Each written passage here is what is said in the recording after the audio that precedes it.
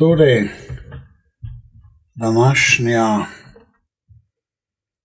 predzadnja nedelja v cerkvenem letu že približuje misel o koncu, o zadnjih časih, kaj se bo zgodilo in da bo prišlo do nekega računa. In Bog je tisti sodnik. Zakaj Bog ravno? Ker ti Bog daje zapovedi, ki nam omogočajo življenje in so te Božje zapovedi del naše človeške eksistence in življenja. Zato Bog, ne kar neki Bog iz zraka, ampak ta Bog, ki je v nas postavil etiko in merilo, da moramo tako ravnati, kot je prav. Tisti pa, pravi, ki se bojite mojega imena, se pravi, bojimo se kršiti Božje zapovedi, vzide sonce pravičnosti in ozdravljanja. Tako je rešitev za tiste, ki so Božji, in to si ti. Bog bo prišel in sodi to zemljo. Vse to se bo naenkrat končalo, kot se konča tudi naše življenje. Zato pravi, kakšne naj bomo? Ne bomo v veri v tem svetu. In posnemamo apostola Pavla, posnemamo Božje ljudi v tem, kjer oni posnemajo Boga. Zakaj? Nekateri so bili že zmešani, ker se konec približuje, pa niso več nič kaj delali, in tako imamo tudi v zgodovini v nekaterih cerkvah, tako imenovanih cerkvah protestantskih, to miljensko gibanje, in so potem vse opustili, celo v Sloveniji so nekateri s čolni tekali na hribe in niso nič kaj rednega delali, samo pričakovali so tale konec. Ampak Jezus govori, da bo prišel konec tega sveta in vsega, kar tukaj mi živimo. In bo veliko lažnivih prerokov, tistih, ki se bodo izdajali za njega, da je on prišel. Ampak bodo v tem času tudi potresi, lakote, v svet bo nekako padel skupaj, bolezni in preganjanje kristjanov. Kristjani smo preganjani. Tudi danes je že kar desetletja ali še več desetletij je krščanstvo najbolj preganjena vera na svetu, z mučenci, z smrti.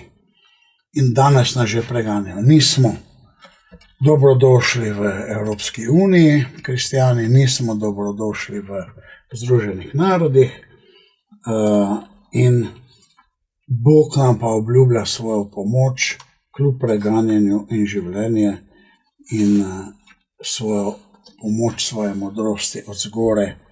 In ko bomo vztrajali za Kristusa, si bomo pridobili življenje.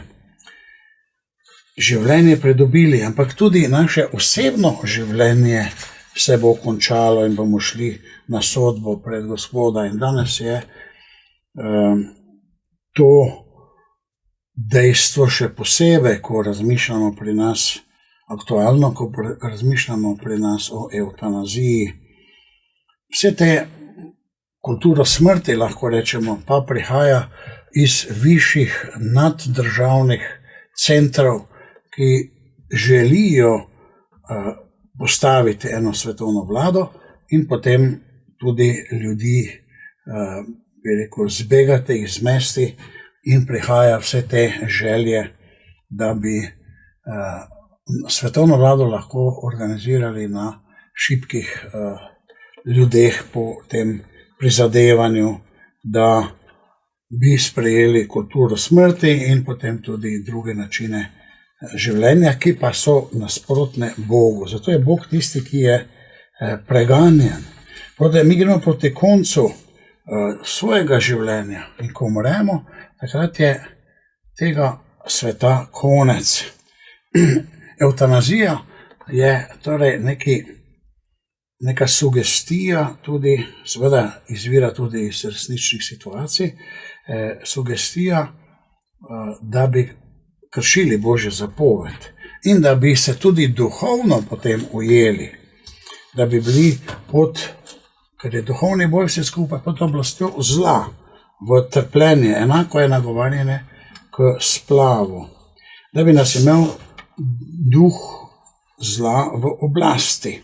Torej, vse bo konec, vse bo se uničilo v tem svetu, ampak ena stvar se ne bo uničila. To je ti in tvoja duša, tvoj jaz. Ti bo živel dalje, tudi če se ves svet podre, če se vse uniči, ti imaš v sebi večnost in ti živiš dalje. In moramo se držati Boga, danes nam to govori. In če mi tudi izpolnimo, vse pogoje ali pa veliko stvari, ki je v Božji volji, v eni stvari, naprimer veri, upanju, ljubezni, pa nismo na pravi Božji liniji, ima zelo moč, da nas vodi dol, ali pa če kršimo Božjo zapoved ne ubijaj, imamo eno takšno odprta vrata, da nas zelo lahko drži v ujete.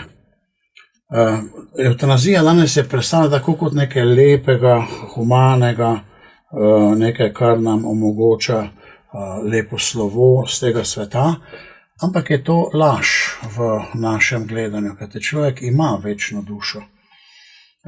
Zakaj pa, če je to vse tako dobro in lepo in sprejemljivo, zakaj zdravnik ne sme napisati, da je bila to vzrok smrti evtanazija? Ne sme v tem zakonu napisati. Torej mora nujno lagati. Potem, če je to vse tako v redu, zakaj ni nujno povedati sorodnikom, da je šlo za evtanazijo? Zakaj, če je to vse tako vredno, ni potreben podpis, ampak samo neki zamah z roko ali karkoli pred dvema zdravstvenima delavcema, recimo, če je tam nekdo v bolnici, pa ni nobenih drugih dokazov. Zakaj ne sme pisati evtanazija v smrtnem listu, če je to vse tako v redu, lepo, čudovito, sprejemljivo?